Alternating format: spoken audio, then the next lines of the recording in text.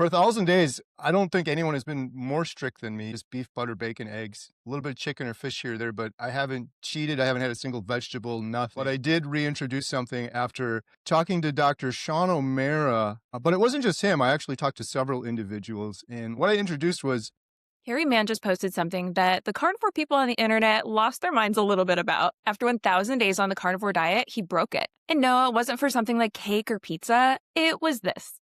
So today we're talking about what that actually means. Is carnivore dying or evolving? Today I'm sitting down with Kerry Mann from the Homestead How YouTube channel and the upcoming documentary Healing Humanity. Kerry has spent years deep in the carnivore space, healing some serious chronic illnesses of his own and documenting some of the most extreme healing stories I've ever heard. And recently, he surprised quite a few people by reintroducing something after 1,000 days on the carnivore diet. So grab a coffee, get comfy, and let's dive in. Kerry, thank you so much for joining me today. It was so nice meeting you and your wife a few weeks ago in Tampa, and I'm so excited to talk to you again today. thanks for having me on, Lauren. I really appreciate it. Yeah, of course. I have personally been following you for quite a few years. And fun fact, I shared this with you already, but when you were sharing more of your homestead journey, I was a follower on my personal YouTube channel because we bought a fixer-upper, we had a little bit of land, we had chickens and, sourdough, all that stuff. And I really loved watching your videos. And so now it's like full circle moment. We're connecting and we're talking about something we're so passionate about and something we both experienced, healing with carnivore. And yeah, just full circle. I'm excited to talk to you. That is awesome. It's so cool to hear that because I've heard it maybe two other times, and it was kind of shocking because when I was doing homesteading videos, my channel wasn't very popular, and it's so cool to see people go through sort of the whole progression. Yeah, absolutely. We've grown together and healed together. Yeah. All right, Carrie, let's address the elephant in the room. You broke over 1,000 days of carnivore. What did you introduce and why? Yeah. Big controversy. I was surprised because it really wasn't that huge of a change, but I guess it was for me because I've been very strict for 1,000 days. So for 1,000 days, I don't think anyone has been more strict than me. Just beef, butter, bacon, eggs, a little bit of chicken or fish here or there, but I haven't cheated. I haven't had a single vegetable, nothing. But I did reintroduce something after talking to Dr. Sean O'Mara. But it wasn't just him. I actually talked to several individuals, and what I introduced was fermented foods. And I started with sauerkraut juice, for lack of a better word, sauerkraut liquid, because I'm too big of a baby to actually eat the sauerkraut. But actually, Dr. O'Mara said just the liquid itself is pretty good, a pretty good start. And then I did fermented yogurt that I made myself at home. And I just want to be really careful because I said this in my video too. I'm like, carnivore is what healed me. It's almost all carnivore, but I was on so much medication. I always show people this. A lot of these were antibiotics, and my gut was completely ruined. And all of the healing I found on carnivore was incredible and amazing, but I still had some lingering gut issues. And some people say, like, well, if carnivore is so great, it should fix everything. And I think it would if I was eating carnivore my entire life. But because I was on so many medications for so many years, I completely destroyed my gut. And not just the medications, but a lot of the foods we're eating, they're just super toxic. Even the vegetables, they've got pesticides and glyphosate and things like that that ruin our health. So, for those reasons, after talking to Dr. Sean O'Mara and talking to a couple other individuals, I added in the sauerkraut juice and fermented yogurt that I make at home. A lot of people deal with reactions when they're reintroducing foods. Did you have any negative reactions when you first started drinking the sauerkraut juice? No, other than it didn't taste that great, like taking a shot of it at first. It was kind of a bigger shock too. I've heard other carnivores say this when they reintroduce things, it's more powerful than maybe they would have imagined just because I've only eaten beef, butter, bacon, eggs for so long. But other than that, I didn't have any negative reactions. I really I don't love the sauerkraut juice, but I started seeing improvements pretty quickly. I did the sauerkraut juice, and then almost immediately after, I did the yogurt. And I do the yogurt regularly. And for me, I'm like, so many people that do carnivore do dairy anyways. And this is pretty clean dairy. I'm literally making the yogurt at home myself. So, but yeah, I started noticing changes in my mood, in my sleep, and in my uh, bowel movements. So, just improvements, significant improvements that I was really cautious and hesitant. I didn't want to do any video putting any little bit of confusion out there because, like I said in the video, carnivore is 100% what did it for me. But I felt so strongly. It was such an impactful change for me. And I get so many people on my YouTube channel that they do incredible on carnivore like I did, but some of them still struggle with gut issues. And I wanted to share it for that reason. It's like most of those people are already doing dairy. So it's like, hey, if you want to try something else, maybe consider trying this homemade yogurt. Quick break, because if you're into real food, healing, and being around people that actually get it, you don't want to miss this. I want to invite you to Meatstock 2026 in Gatlinburg, Tennessee. If you've never been, just think of it like a giant family reunion. So many amazing speakers will be there, like Dr. Berg, Dr. Ken Berry, Michaela Peterson, Sean Baker, Anthony Chafee, and myself. I'm also honored to be a speaker there. There's going to be some amazing talks, live demos, community meetups, and the best part is just being surrounded by people that make you feel normal and they actually get it. If you want to come hang out, learn, eat good food, and be around the most supportive wellness community ever, grab your ticket at www.meatstockconvention.com and use code MEATMOM for $50 off your ticket. I would love to meet you there. This is an interesting topic. A lot of people that I talk to that came to carnivore because of health issues, like autoimmune issues like I did, had recently taken an antibiotic or did something that damaged their gut. And that's what happened with me. So I took an antibiotic and it was, one of those dangerous ones. I didn't know about it. And after that, all my symptoms started and I had, some mold exposure. And it was like, it was awful. It was, everything combined just wrecked my system. Do you think that carnivore plus fermented foods or like yogurt and sauerkraut juice is really the key for those people with the significant autoimmune issues like we had? I do. I do think carnivore and fermented foods is a solution for people with gut issues. And on top of that, I feel like a big reason a lot of people heal on carnivore is because they have gut issues and they don't even know it. I think a lot of us are walking around with leaky gut and damaged gut bacteria, and it's the antibiotics are absolutely horrible. But one thing that I've learned on my journey is the glyphosate. Glyphosate's a weed killer, so that's not that great for your gut, even if you take it in low amounts. But I also learned that it's patented as an antibiotic, which kind of blew my mind. So, and then I realized I interviewed this woman. She's called the Glyphosate Girl, and she specializes in glyphosate. She's teaching me all these things, but it's in everything. Like, you literally go outside and breathe the air, you could test the air, and there's probably glyphosate in the air. So some of the smart, not smart, doctors online, not our doctors, not our carnivore doctors, but some of the other ones, they'll say, "Well, it's the dose that matters." And for me, like, yeah, you're gonna have a little bit of glyphosate. It's not gonna destroy your gut. I'm not gonna fall over and die. But if you're doing that at a low dosage chronically for weeks and weeks, months and months, years and years, most of us are, and most people don't even realize it. It's gonna destroy your gut. So that was the other reason I wanted to do this video, because I think it's a problem for people and they don't even know it. For some they find incredible healing on carnivore. For me, I'm like, I couldn't feel any better. And then I did this. I'm like, I feel better. I feel even better now. So for those reasons, I think it's important. And even absent the glyphosate and absent all the antibiotics, it's just the food we were eating, most of us before carnivore, all sorts of toxins and food dyes and seed oils and highly inflammatory science experiment ingredients that we probably shouldn't have been eating anyways, that have disrupted our guts. Even the crazy thing now too is we've screwed up water. It's like, how could we screw up water? You can't even drink water now. Like, people will say, if carnivore's so great, why do you need to supplement something like Salter, which is awesome? Because we've screwed up our water. You used to drink water and it would have all these minerals in it, and it doesn't anymore. So the world has screwed up. So for those reasons, I think something like fermented food is a good sort of modification to kind of fix some of the issues we had before becoming carnivore and fixing our metabolic health. Mm. Yeah, that's awesome. And I also love that carnivore is so easily attainable for people. Like when I first started, we were on a really strict budget. We bought a fixer-upper. We had all these renovations planned, and I got really sick. And I'm like, okay, well, I can't afford $10,000 in testing and 20 million supplements and stuff. Let's just try this. My husband's actually the one that encouraged me to do it. So it's so simple and it's so cheap. Sauerkraut juice is literally so cheap. Right. You can make it your own. I've tried before. And yogurt, like, it's not hard, and if that's something that people can do to heal, I mean, that's like the golden key, it's you can't get any better than that.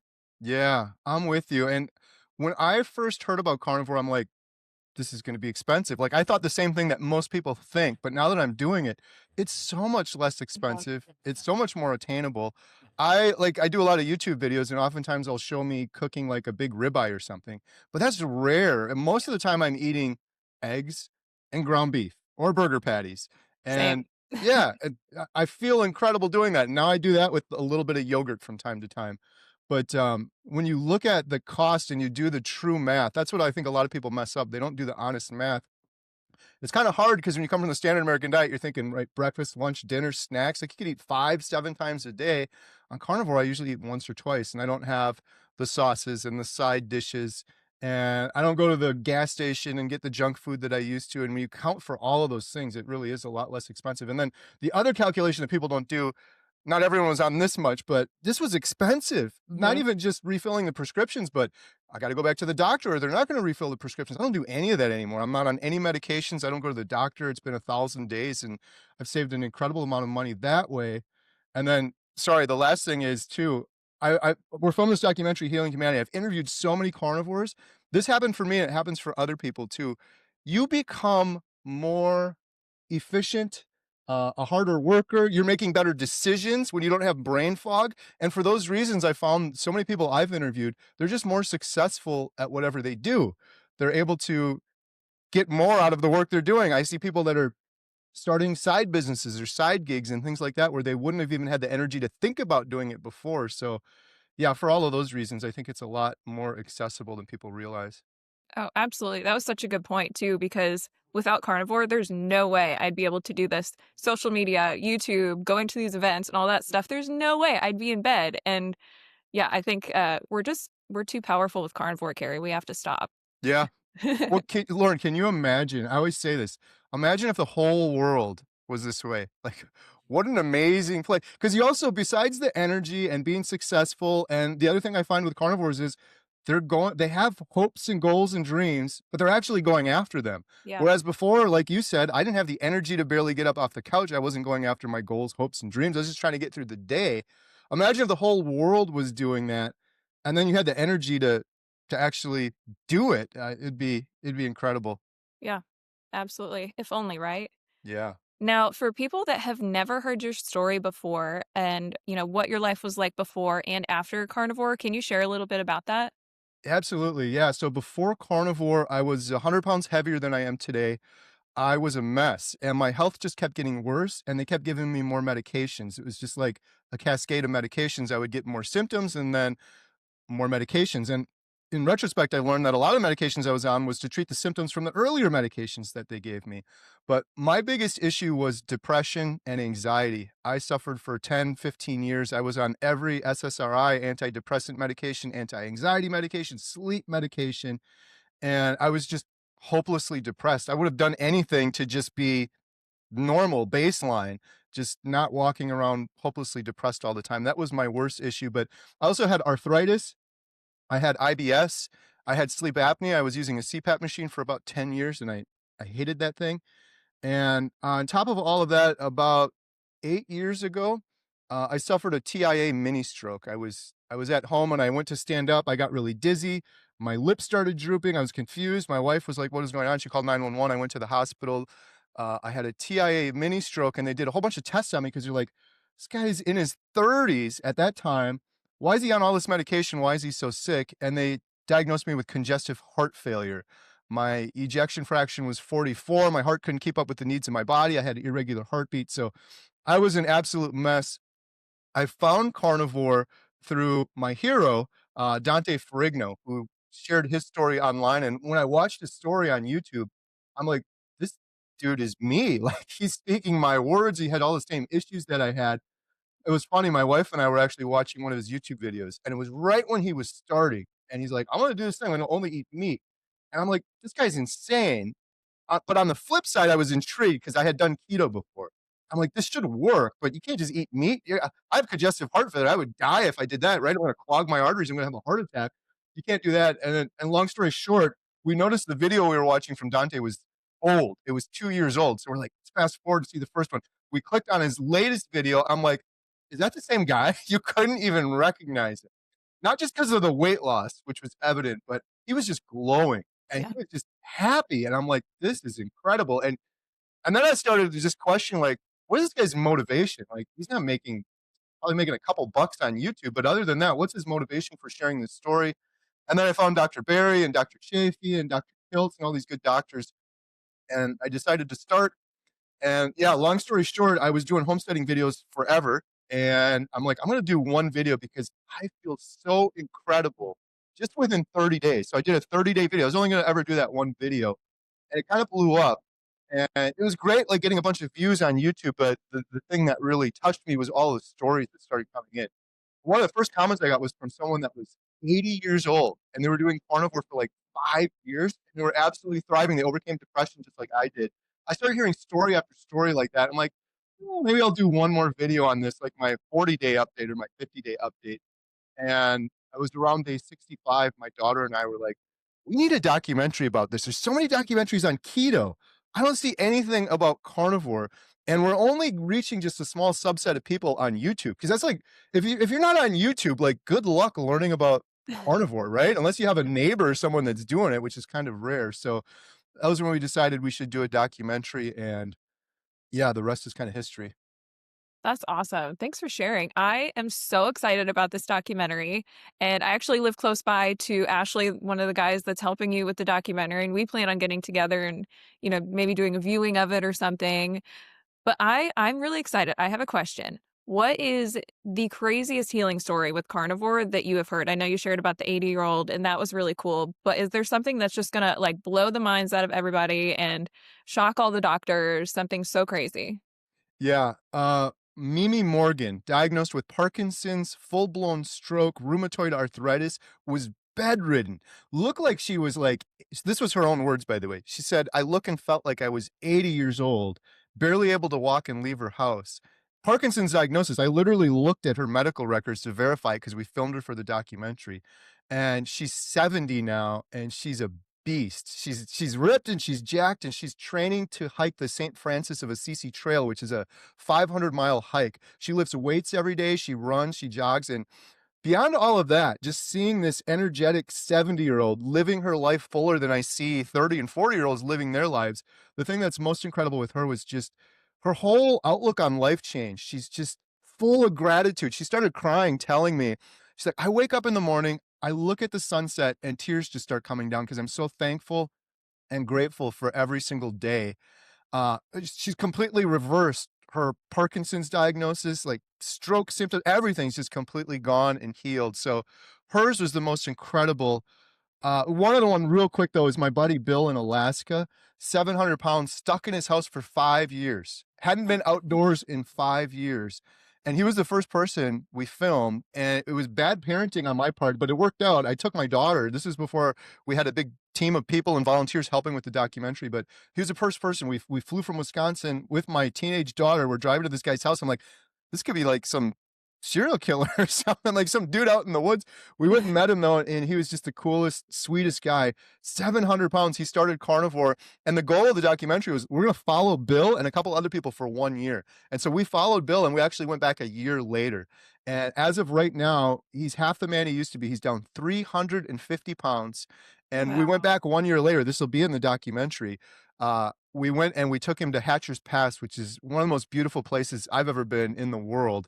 And he's outside in the freedom of Alaska walking around after being trapped in his house for 5 years. And more than the weight and getting outside, which is beautiful, like me, he overcame depression. He horrible, horrible depression. And it happened quick. He called me up crying within a couple weeks on carnivore. And he's like, for the first time in my life, I want to get up out of bed. I want to do something. Like I'm excited to be alive again. Those were two of the more incredible ones. But we filmed 60 people for the documentary, so it really turned into kind of an epic. Yeah, epic indeed. I cannot wait to watch this. Now, when do you have an estimated date of when it's coming out and where people can find it? Yeah, so people can find it at healinghumanity.movie. We have two trailers on there, one with Bill and the second one with a little bit of everyone because it just turned into such a large project. We are this close to being done right now here at the end of the year.